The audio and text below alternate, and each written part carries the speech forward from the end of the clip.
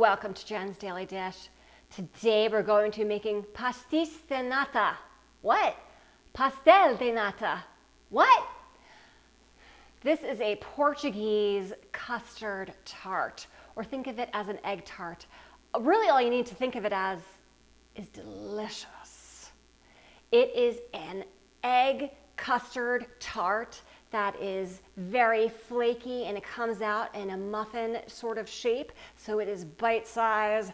These are pure heaven. I was lucky enough to be in Lisbon when I had these for the very first time, and they blew my mind again. So I just had to try to make them. They have a few steps, but really it's not too complicated.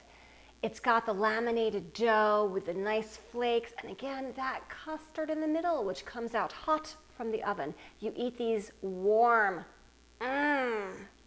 First I was afraid, I was petrified. To make Pasteis de Nata's crazy, and I'm terrified. But I remember how wonderful they tasted, and I can't resist anymore. So I got my baker's guts together, and I declared, that's what my channel's for. Let's make it live. Let's do this. Let's start by making the dough. Then we're gonna add the butter and do that lamination process to make the layers. And then we're gonna make the custard. And then in the oven. That's it. Simple. 1 cup all-purpose flour. 1/4 teaspoon salt. 1/3 cup cold water. Stir together to make a sticky dough. It should pull away from the sides, and that's when we know it's time to turn it out on the mat. While it's coming together, it's not fully cohesive yet, so I'm going to just add a little bit more cold water till it gets to the right place.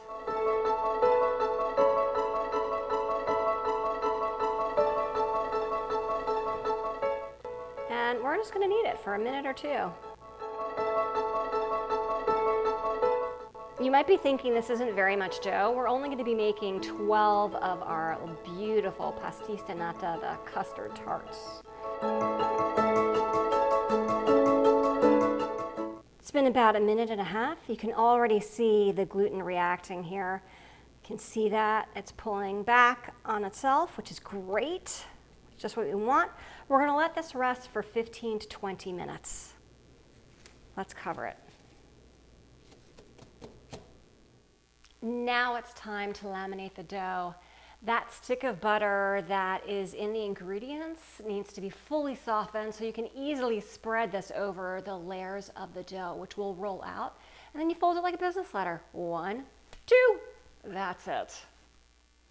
Roll out the dough until it's 1/8 of an inch thick. I have these lovely guides to kind of help me here. We're going to make it into a square.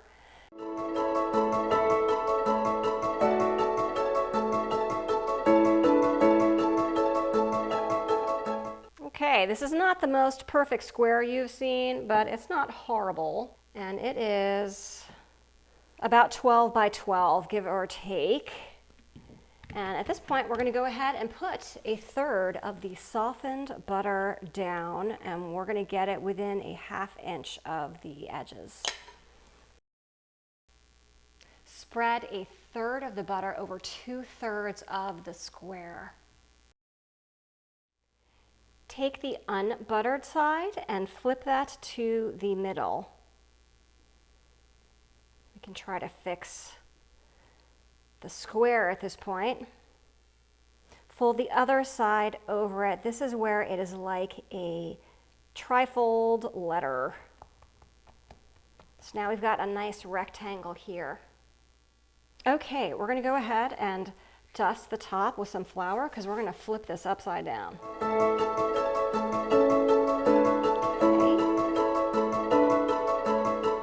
Once again, we're going to roll this out into 1/8 of an inch using our guides. This time it can be a rectangle. So instead of that 12 by 12 square, it's going to be a rectangle instead.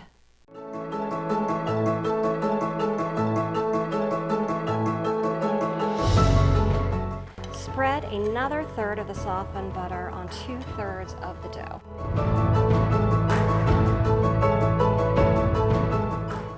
Fold in thirds just like we did before, the unbuttered side first, and then let's take the other side up and over. Again, just like we did before, we're going to fix those edges here. This dough is very pliable and soft. Move to a flat surface with parchment paper on it. I'm using a cutting board, but you could use a baking sheet. I'm going to move it over carefully and freeze it for 10 minutes. We want to keep this butter cold. Into the freezer for 10 minutes to cool off. The dough is out of the freezer. It's nice and cold. Make sure your surface is still well floured. We're going to roll it out again until it's a little bit thicker than 1/8 of an inch. We're going to keep it in a square shape. Put the butter down again, and then we're going to roll it into a log. I'm trying out my new rolling pin, which has these measuring guides. This is 1/6 of an inch, so that's a little bit thicker than 1/8, which is exactly what I need the dough to be. It's going to make my life a little easier. I think I'm just about there. Okay. It is not the most 100% perfect square, but it is pretty darn good. Take the remaining third of the butter that you have that's nice and soft and spread it over within 1 inch to 1.5 inches of the border. We don't want to go into the border as much as we did last time. So I'm just going to make a little edge here for myself, a little guide.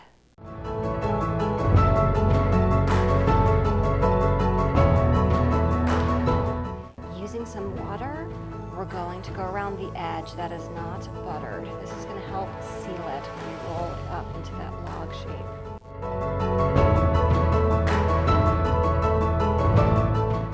Okay, let's start rolling it up.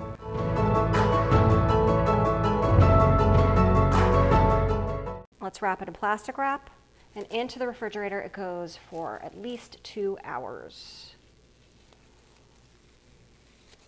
While the dough is in the refrigerator cooling, I'm going to go ahead and make the syrup and the custard. When your custard is done and you're just about ready to bake and your dough has cooled long enough in the refrigerator, preheat your oven to 550 degrees. Yes, 550 degrees Fahrenheit. For the syrup, we're just going to combine everything on the stove and wait till it reaches 210 to 215 degrees Fahrenheit. At medium heat, add your 3/4 cup of sugar, 1/4 cup of water plus 1 tablespoon. We're going to add in 1 cinnamon stick and some big pieces of lemon rind. Those are optional, but it's more flavor. Boil over medium heat, no stirring allowed.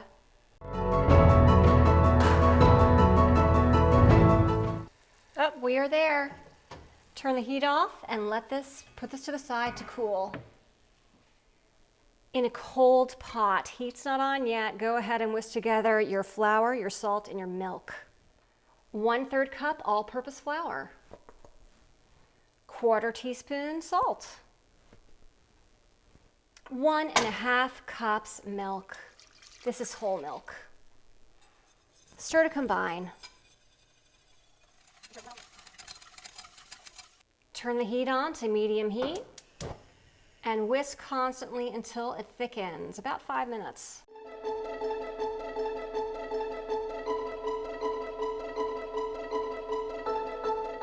Time is up. I am able to pull through this. I can feel the resistance. It is ready. Let it cool for at least 10 minutes. Remove the cinnamon stick from the simple syrup. While it cooled, it got a lot thicker. Let's go ahead and add those 6 egg yolks.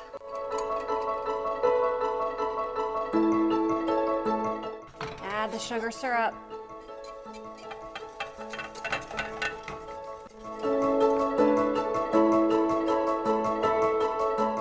Teaspoon vanilla extract, optional. I'm putting it in.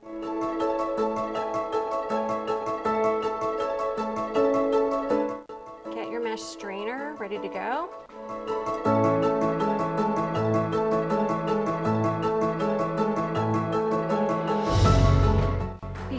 pre-grease your muffin pan really well. So I've done that here. The dough is straight from the refrigerator. It is nice and cold. I am going to go ahead and cut it into 12 equal pieces. Place each piece of dough in the muffin cup. I'm going to dip my thumb in some cold water. Press your thumb deep in the center, and we're going to be pushing this up the edges of the muffin cup. Just try to get it as close to the top as possible, if not past it. Fill each 3/4 of the way, and then we get to bake it.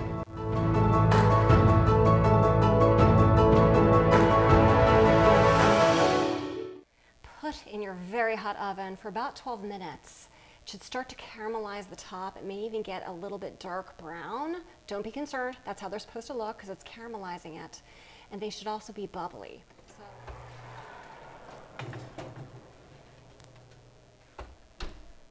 Time is up. Oh, yay. Look at them. They look fantastic.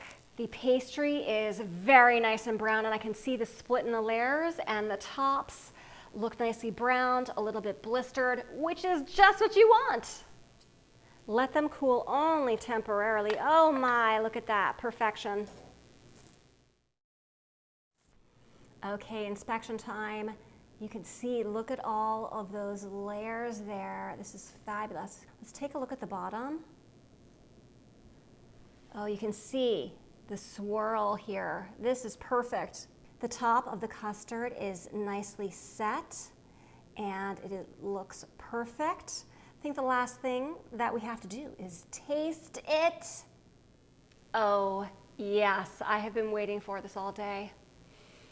They smell sweet and custardy, and the dough came out super flaky. Look at the swirl on the bottom. Yay! Let's take a bite.